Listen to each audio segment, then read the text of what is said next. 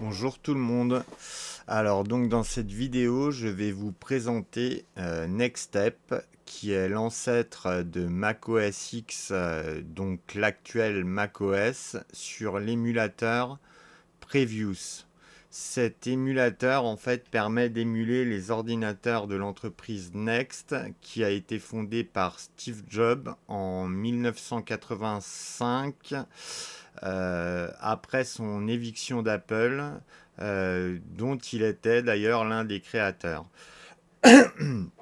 Les ordinateurs émulés par Previous sont le Nextcube, sorti en 1988, il me semble, et la Nextation, sortie en 1990. Et ils avaient tous les deux comme processeur le Motorola 68030 ou le 68040, donc qui avait un jeu d'instruction 32 bits, au même titre que l'Intel 80386. Pour rappel, l'Intel 80386 est le premier processeur 32 bits d'Intel de la famille x86. Ces processeurs Motorola étaient très très populaires à cette époque, car ils étaient utilisés entre autres sur les Macintosh, les Amiga, les Atari, les premières stations Unix de Sun Microsystems et encore bien d'autres micro-ordinateurs. D'ailleurs, on peut noter, et ça c'est important, que Tim Berners-Lee en fait a créé le World Wide Web, donc le web, pour Internet, et le premier navigateur web sur une Nextcube, donc une machine de Next, et donc avec l'OS Nextstep.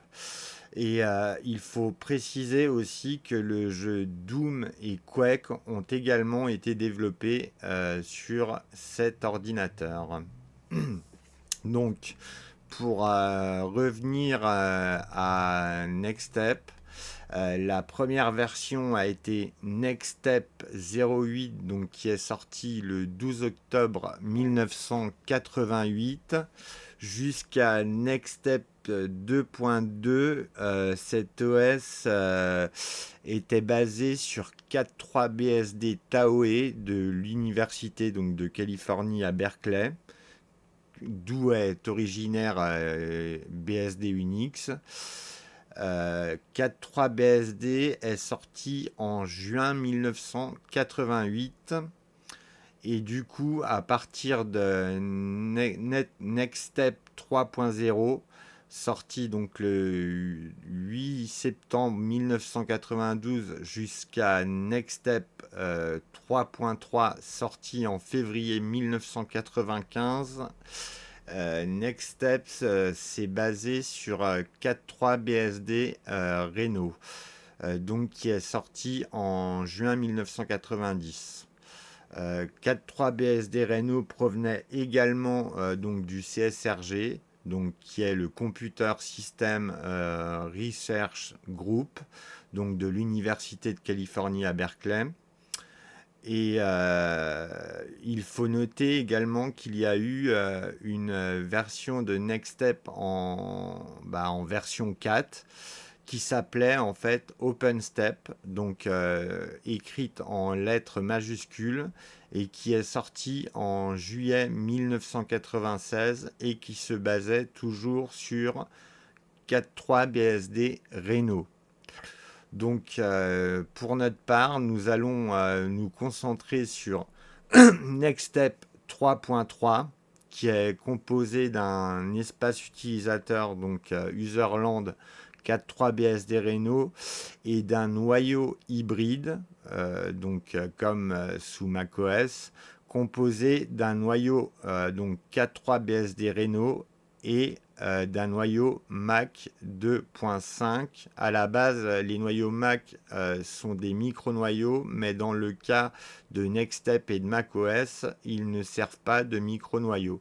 Donc ce Mac a été développé par l'université Carnegie Mellon. Donc ce noyau hybride est celui de l'OSF. En fait, l'OSF signifie Open Software Foundation. Et en ce qui concerne l'affichage, en fait, il repose sur le display PostScript. Et NextStep utilise énormément le langage de programmation orienté objet qui est l'Objective-C. Et utilise bien évidemment le C étant donné que c'est un système Unix. Euh, et sinon, qu'est-ce que je voulais dire concernant Apple, voyant que son OS macOS 9, donc qu'on appelle macOS classique désormais, était dépassé, voire même obsolète, ils décidèrent en fait d'acquérir un nouvel OS. Au départ, ils ont pensé à BeOS de Jean-Louis Gasset, donc qui était un ex-dirigeant d'Apple, mais finirent par jeter leur dévolu sur NextStep et rachetèrent l'entreprise Next en 1997. Pendant le développement de macOS X, il y a eu un OS du nom de Rhapsody qui est toujours resté en interne, donc basé cette fois-ci sur 4.4 BSD. Puis la première version grand public donc de macOS X du nom de macOS X 10.0 avec comme nom de code Cheetah et qui est sorti en 2001. Désormais, macOS est essentiellement basé sur FreeBSD et son noyau GNU.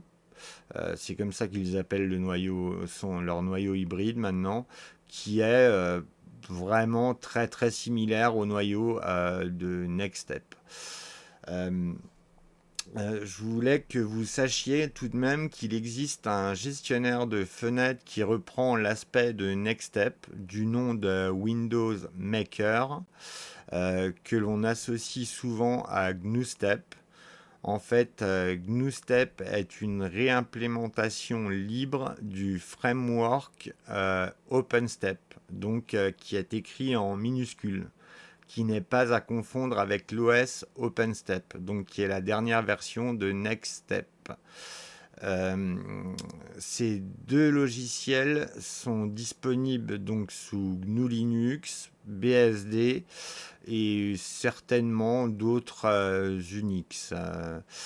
Et on peut aussi préciser que l'auteur de Windows Maker a aussi créé le gestionnaire de fenêtres AfterStep dans la même dynamique, mais il est tout de même moins fidèle que Windows Maker au niveau de l'apparence. Donc voilà, donc on va pouvoir lancer l'émulateur donc Previous qui permet d'émuler les stations Next.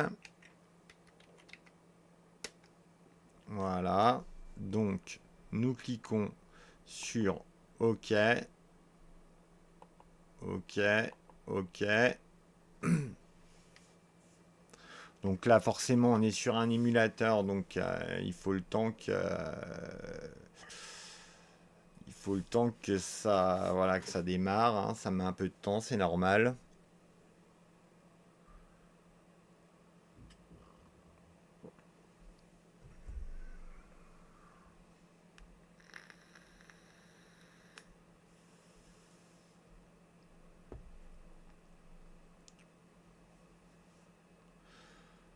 Mais il est à noter que quand même l'OS BeOS de Jean-Louis Gasset était un très bon OS. D'ailleurs, ils ont fait un fork qui s'appelle EQ et qui est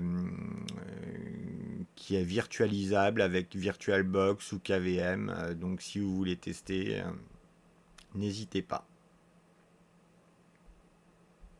Donc je voulais quand même vous montrer le site, un site à connaître absolument. En fait, c'est ce site, donc www.levenes.com Next Step. En fait, c'est un site en français traitant de Next Step. Donc, il est vraiment très très intéressant ce site. Donc, je vous mettrai le lien dans le descriptif, ainsi que des liens personnels de mon wiki pour que vous en appreniez un peu plus. Et sinon, en ce qui concerne Windows Maker, bah, vous pouvez le voir ici. Donc, vous allez vous rendre compte que ça ressemble énormément à Next Step. Donc, euh, là, il faut taper C, voilà, pour lancer la machine.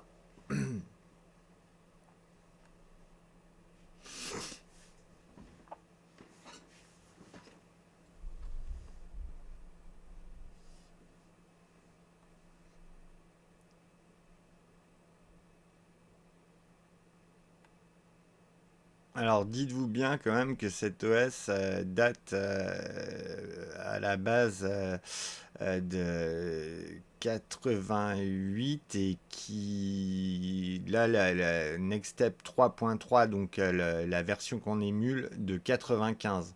Donc, au niveau de l'interface graphique, c'était assez hallucinant pour l'époque. D'ailleurs, la plupart des personnes qui étaient sous Unix voulaient à tout prix avoir une Nextation ou Nextcube, mais c'était très très onéreux et du coup peu de gens achetaient des Nextcube ou des Nextations. Et d'ailleurs, c'est la raison pour laquelle en fait, à partir de Next Step 3.0, en fait, euh, Steve Jobs a décidé de rendre son OS portable sur l'architecture Intel, Spark et Parisk en plus de l'architecture Motorola. Donc voilà. Donc nous allons lancer dans un premier temps un terminal. Alors on va cliquer dans la fenêtre. Donc c'est dans Next Apps. Donc on peut retrouver ici également, hein. Là c'est le chemin, le vrai chemin pour aller mener à l'application. Donc on double-clique. Donc là on va agrandir le terminal. Bon alors déjà je vais le bouger un peu. Hop. Et on va agrandir ça.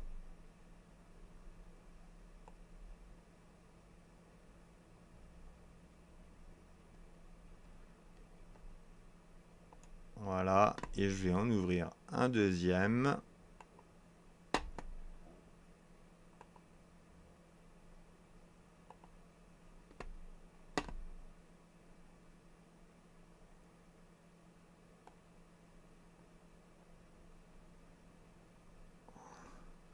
Qu'on va connecter en dessous.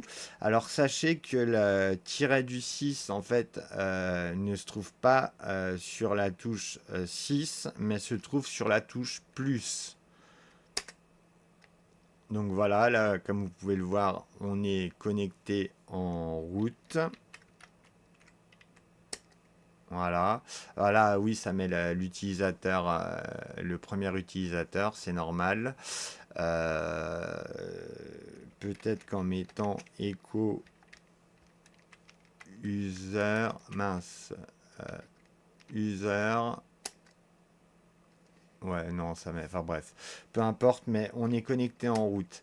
Et en fait, sur les premières versions de BSD Unix, comme vous pouvez le voir, au niveau des fichiers, il n'y avait pas de répertoire route. Donc, on va aller sur le shell en simple utilisateur. D'ailleurs, je me suis permis d'installer quelques petites applications pour simplifier la navigation. Donc, comme le shell ZSH, par exemple. Donc, c'est une ancienne version, hein, bien évidemment.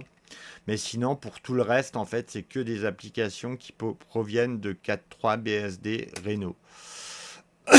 Alors donc, comme vous pouvez le voir, il n'y a pas de compte route en fait à la racine. En fait, le compte, tous les fichiers en fait de route se trouvaient à la racine en fait du système de fichiers. Ah, d'ailleurs, comme vous pouvez le voir ici, le bash chercher, donc là, j'ai pas bash d'installer, mais CSH RC, c'est le fichier pour configurer CSH. Et vous avez le point profil, point login, point CSH ZSH RC, c'est pour configurer le ZSH RC. Et du coup, j'ai modifié un peu ce shell pour avoir quelques alias personnels. Voilà, comme vous pouvez le voir.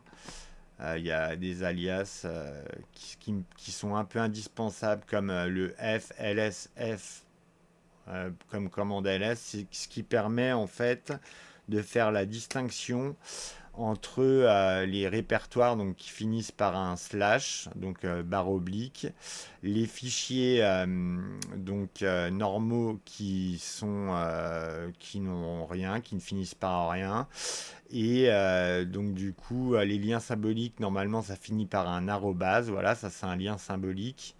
Et pour les fichiers binaires, donc que je vais vous montrer, donc alors je vais vous remontrer la racine. Hop, on va se remettre sur le shell. Donc, au niveau de la racine, en fait, donc vous avez des fichiers binaires. Donc, c'est les fichiers binaires de base qui se trouvent dans bin. Donc, comme vous pouvez le voir, vous avez toutes les commandes dont vous êtes habitué, cat, chmod, cp, CSH, DD, DF, diff, echo, head, hostname, kill, ln pour les liens symboliques, mec, ls, od, password, rmdir, rm, enfin comme vous pouvez le voir, tar pour les archives tar. Comme vous pouvez le voir, en fait, la plupart des commandes de 4.3 BSD Reno, en fait, c'est les commandes qu'on retrouve actuellement sous GNU Linux. Donc, en fait, GNU Linux est certes un OS qui est parti de zéro, mais ils se sont quand même grandement inspirés de BSD Unix. Et je vais vous le montrer d'ailleurs dans d'autres répertoires qui accueillent des binaires, donc USRBin. Donc c'est pareil, c'est des programmes donc en tant que simple utilisateur, mais bon là comme vous pouvez le voir, il y en a un peu plus. Donc vous aurez tout votre temps pour voir tous les fichiers qu'il y a, cal. Vous voyez, c'est des fichiers copy CPIO, c'est des fichiers que vous retrouvez sur les distributions Linux courantes ou sur FreeBSD, NetBSD, OpenBSD, enfin sur tous les BSD.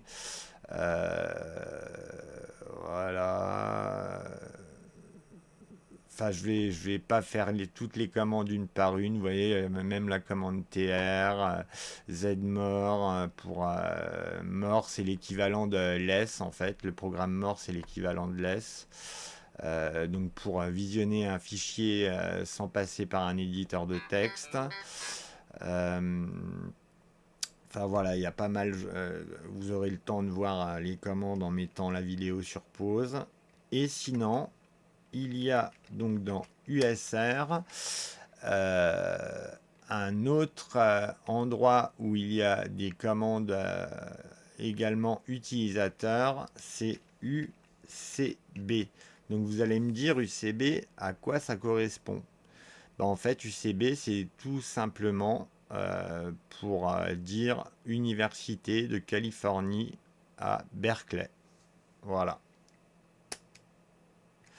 Donc là, vous retrouvez la commande à propos, clear, compress, donc qui était l'ancien gestionnaire de compression sur les fichiers, sur les systèmes BSD et Unix.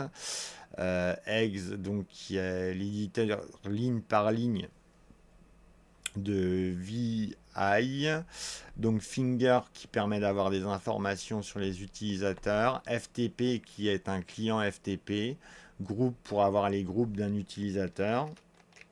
Par exemple, vous voyez, là on a le groupe de l'utilisateur Mi, qui est l'utilisateur par défaut en fait sous Nextstep. Donc où j'en étais, je sais plus trop où j'en étais. Ah voilà, ouais. Et aide, donc ça permet de lire les premières lignes des fichiers. Donc toutes les commandes LP qui commencent par LP, c'est pour la gestion des imprimantes. Et donc comme vous pouvez le voir, à la fin de tous les binaires, en fait, il y a une étoile. Donc c'est comme ça qu'on se repère en fait via l'option F de la commande ls. Donc c'était vraiment indispensable sur les anciennes Unix pour se repérer.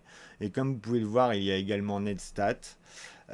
Donc qu'on peut tout à fait utiliser pour voir les services qui sont en cours. Ah, j'ai pas tapé le bon. Hop. Ah, je me trompe vu que c'est pas la bonne. Voilà. Et là, vous voyez tous les fichiers listés. Enfin, c'est un peu comme sur les OS actuels. Hein. Et si vous voulez avoir la table de routage, en fait, vous tapez netstat R et vous avez la table de routage. Donc là, vous pouvez vous rendre compte qu'on est en NAS, car il y a la gateway 10, donc la passerelle 10.0.2.2. Et d'ailleurs, ifconfig, donc là, vous étiez obligé d'entrer le nom de l'interface. Donc l'adresse IP, donc notre adresse IP est 10.0.2.15. On va pinguer localhost pour donc 127.0.0.1 pour voir si ça fonctionne. Et comme vous pouvez le voir, ça fonctionne sans problème. On va pinguer la passerelle par exemple. Ouais.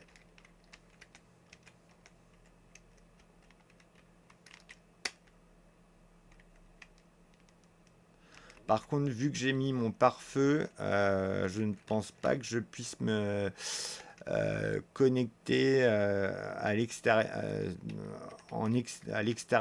donc c'est-à-dire sur un site comme google.com. Il faudrait que je désactive mon pare-feu. Ouais, vous voyez, ça bloque. Enfin voilà. Donc, qu'est-ce qu'on pourrait. Voilà, alors on revient donc sur le fichier racine. Donc, comme vous voyez, vous avez les dossiers NextAdmin. Ça, c'est pour les applications administrateurs en mode graphique, ce que vous pouvez tout configurer en mode graphique. Next Apps, c'est l'application où il y a le terminal et d'autres applications. Next Developer, il y a des jeux, plusieurs trucs. Donc Next Library, c'est comme le répertoire librairie en fait sous macOS. Donc user, vous voyez, macOS n'a pas inventé grand-chose parce que c'est pareil sous macOS, c'est user pour le répertoire des utilisateurs. Donc bin, d'ailleurs si vous ajoutez un utilisateur, l'ami il se trouve qu'il se trouve à la racine, mais si vous ajoutez un utilisateur, il se trouvera dans user. Donc, alors le répertoire dev, c'est là où il y a tous les fichiers de périphériques. Donc comme vous pouvez le voir, sous les anciens BSD, il y a beaucoup de fichiers de périphériques. Alors donc comme je vous ai dit, le répertoire MI, c'est là où on a notre répertoire personnel. Donc LA, c'est l'équivalent de ls-a, donc A majuscule. Donc là, vous allez voir, vous avez la configuration d'échelle, de CSH, login, enfin voilà, toute la configuration, la partie configuration de l'utilisateur. Voilà. Ah oui, j'avais oublié au niveau des utilitaires, en fait, il y a des utilitaires que je ne vous ai pas montrés et qui sont très importants. C'est dans ETC. Et en fait, là, vous avez tous les services, démons et commandes administratives, en fait, de Next Step. Donc, comme vous pouvez le voir dans USRETC, c'est pas forcément très sécurisé de mettre les fichiers binaires dans ce dossier, mais bon, à l'époque, Internet était très très rare, donc il n'y avait pas ces problèmes de sécurité qu'on a à l'heure actuelle. Voilà. D'ailleurs,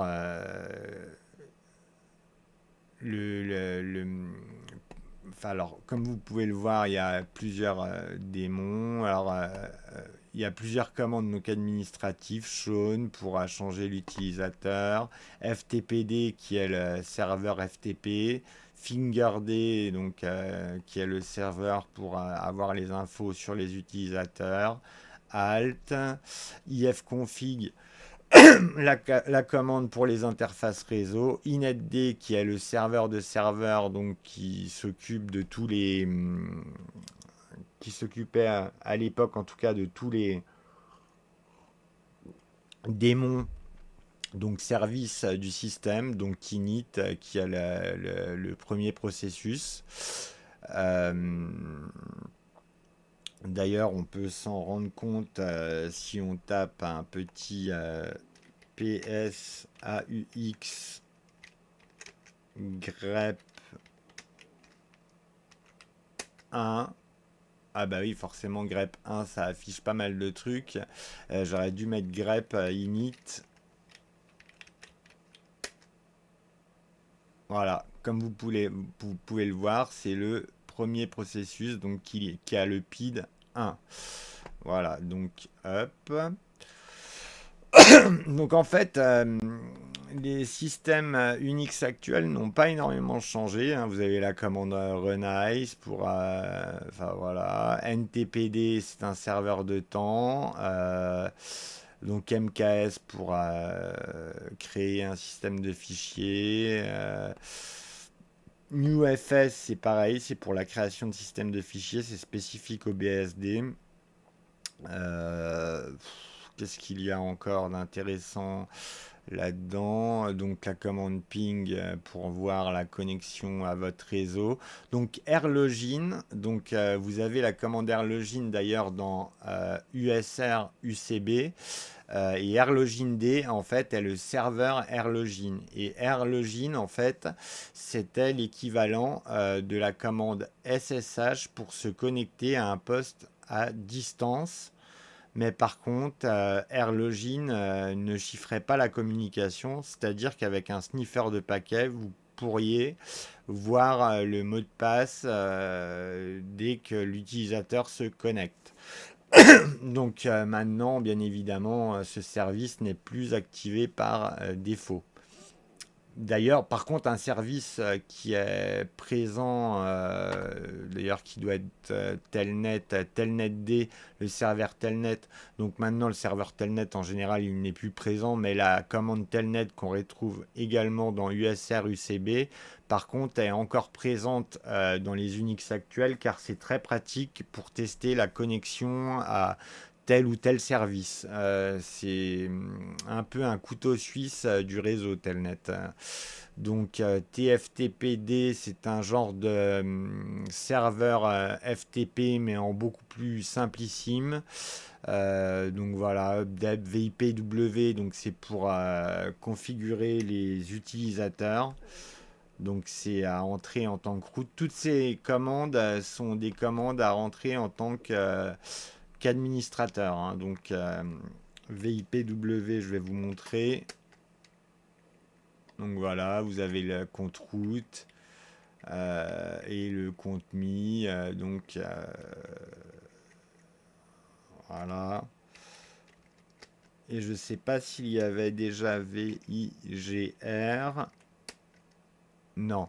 Mais par contre, après, si vous voulez modifier les groupes, vous passez par là. Et là, vous pouvez voir tous les groupes et par exemple ajouter votre utilisateur au groupe BIN ou au groupe opérateur ou enfin bon bref.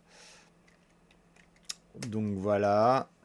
Donc je pense qu'au niveau de la ligne de commande, on en a fait pas mal.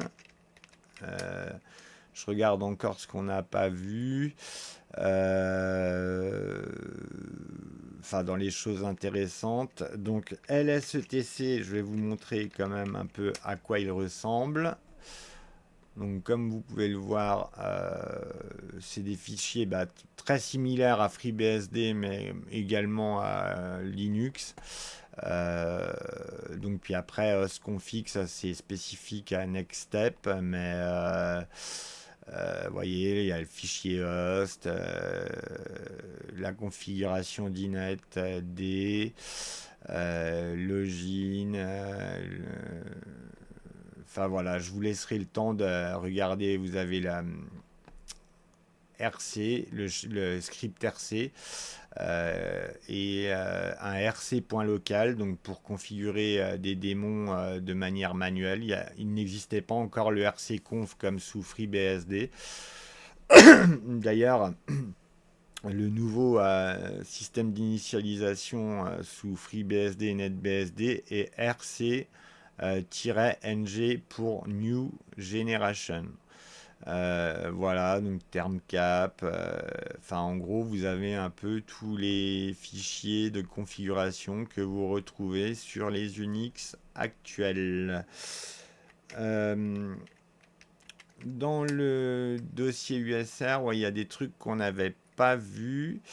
Donc, le dossier, en fait, ADM, ça correspond un peu au dossier varlog. En fait, vous avez les logs, des logs du système. Et sinon, qu'est-ce qu'il y a comme dossier qui pourrait être intéressant? Donc, lib, forcément, il y a des librairies.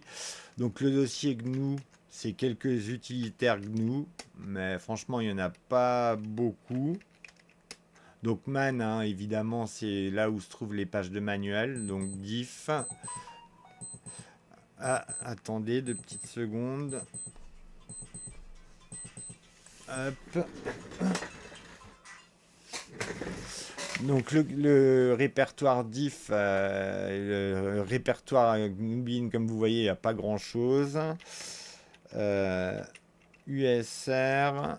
Donc là, vous avez pareil man, mais là qui contient beaucoup plus de fichiers man. D'ailleurs, vous pouvez taper man ls. Et voilà, par contre, là, c'est le programme mort. Donc, il faut appuyer sur espace qui, qui est qui est mis par défaut. L'ES n'existait pas à l'époque.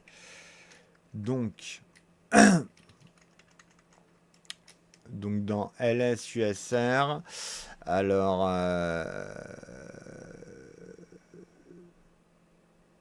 il y a le dossier USR spool.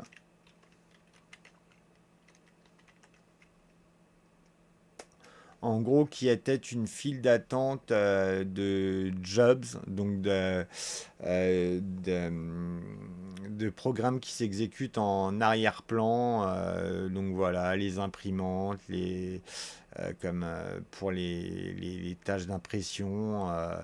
Enfin voilà pour ce qui concerne la ligne de commande. Donc je pense qu'on a fait le tour, hein. Alors vous avez les commandes shutdown H,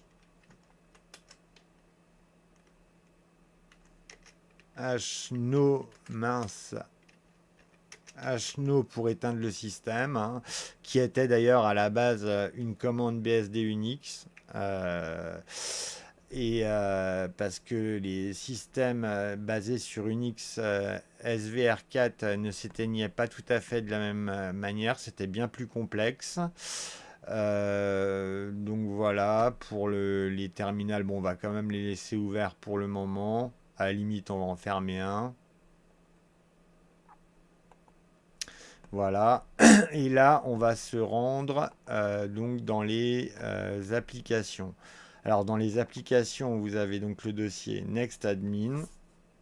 Donc là, c'est vraiment pour configurer donc host manager, pour configurer l'hôte en gros. Installeur, c'est pour installer des paquets pour Nextstep.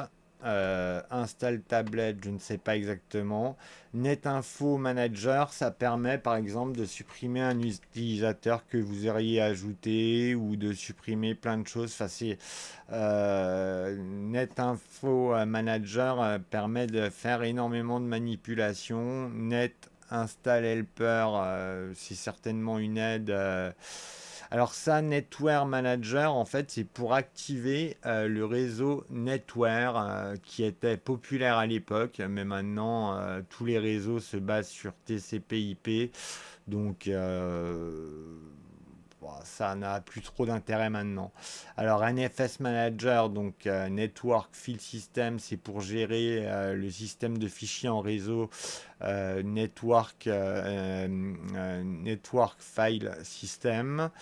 Euh, et simple network start, donc c'est pour gérer toute la partie réseau en fait en mode graphique. Et user manager en fait, bah, c'est tout simplement pour ajouter un utilisateur. Donc je vais vous montrer quand même, quand on affiche un programme, ça fait exactement comme le Finder.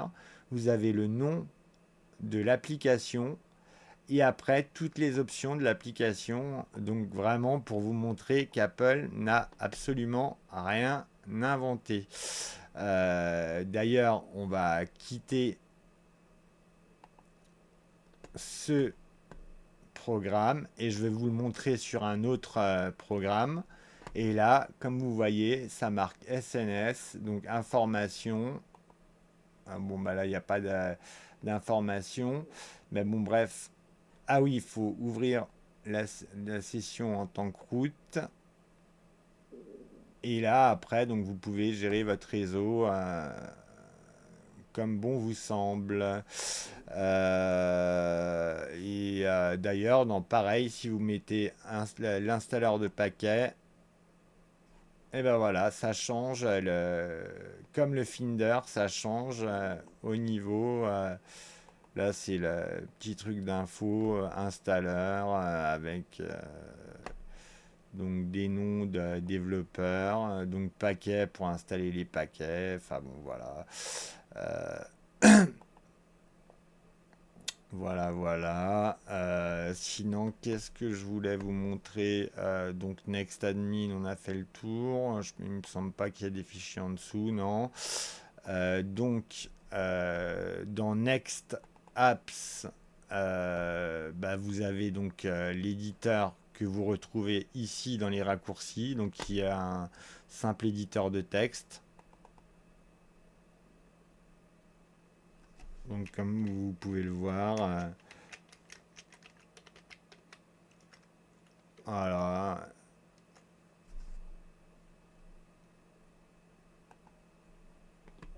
donc quitter malgré tout. Après fax, bah, c'était pour les fax, donc ils sont plus très présents. Librarian, je ne sais pas exactement, mais ça a l'air d'être une bibliothèque. Donc Print Manager, c'est pour la gestion des imprimantes.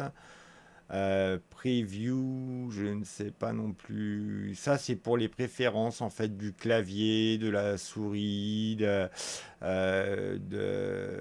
donc ça, c'est un courrier donc un gestionnaire de mail comme les Thunderbird, mais beaucoup moins évolué, bien évidemment. Alors, je vais quand même ouvrir l'application préférences. Alors voilà, comme vous pouvez le voir, vous pouvez régler la date et l'heure. Euh, les préférences du mot de passe, le clavier, l'écran, le son. Euh, voilà. Et tiens, un petit Unix pour finir. Voilà. Et ouais, c'est du pur Unix. Donc, on quitte. Donc voilà pour la partie Next Apps. Et on va se rendre en vitesse, parce que là la vidéo commence à être très longue, donc on va se rendre en vitesse dans cette application. Et là, comme vous pouvez le voir, vous avez plusieurs applications. Donc voilà, texte, machin. Et si vous connaissez un peu les Mac, je vais vous montrer le jeu d'échecs. Et si vous avez un Mac, vous allez voir la ressemblance, comment elle est flagrante. Alors effectivement, c'est un peu plus vieillot que sur un Mac, mais c'est exactement la même chose. Donc c'est pour vous dire que qu'Apple ne s'est quand même pas trop cassé la tête.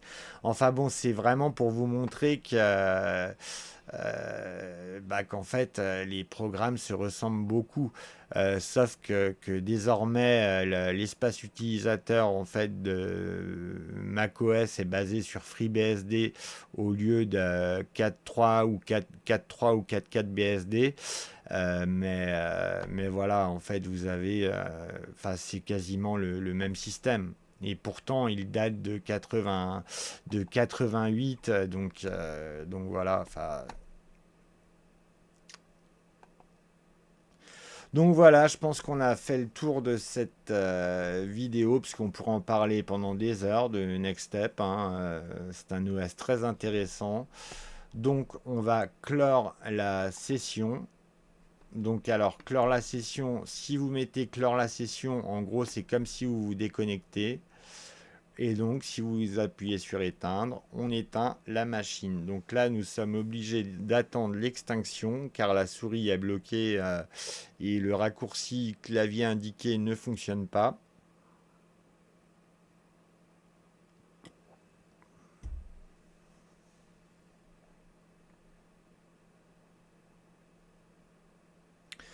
Donc voilà les amis, donc j'espère que cette vidéo vous aura appris des choses et vous sera utile et je vous souhaite une bonne fin d'après-midi.